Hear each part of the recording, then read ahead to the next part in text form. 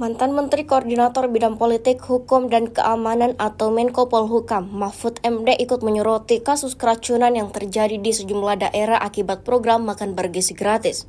Melalui podcast Terus Terang di kanal YouTube resminya Mahfud MD Official, calon wakil presiden tahun 2024 itu sampai mengungkap jika cucunya juga jadi korban keracunan.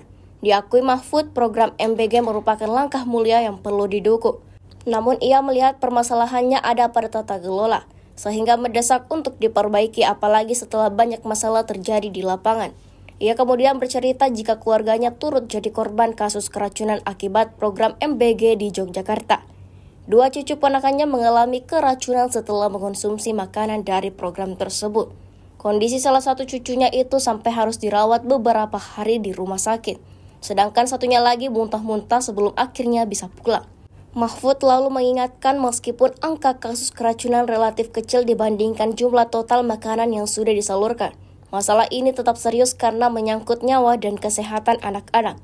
Menurut data dari Jaringan Pemantau Pendidikan Indonesia, hingga akhir September 2025 tercatat 8.639 siswa di berbagai daerah mengalami keracunan setelah mengonsumsi makanan dari program MBG.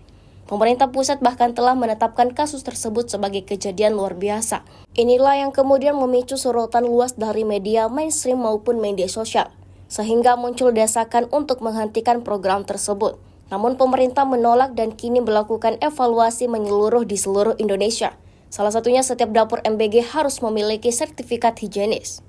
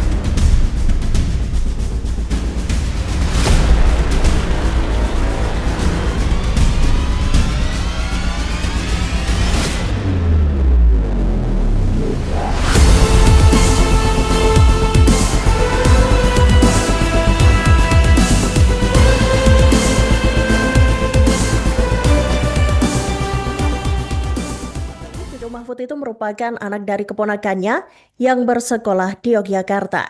Dan dalam video yang dirilis di saluran YouTube-nya pada Selasa 30 September 2025, Mahfud menyebut bahwa salah satu cucunya masih dirawat di rumah sakit. Ia lantas menyentil program prioritas Presiden Prabowo Subianto itu. Mahfud mengatakan soal keracunan MBG ini menjadi isu nasional meski kasusnya hanya 0,00017%. Menurut Mahfud, program MBG ini Tribuners adalah salah satu program yang paling bagus dan mulia. Namun, ia menilai bahwa program tersebut perlu diperbaiki. Mahfud mengatakan tata kelola MBG tidak jelas. Ia pun menyinggung soal dasar hukum program MBG ini yang tak bisa ditemukan dimanapun.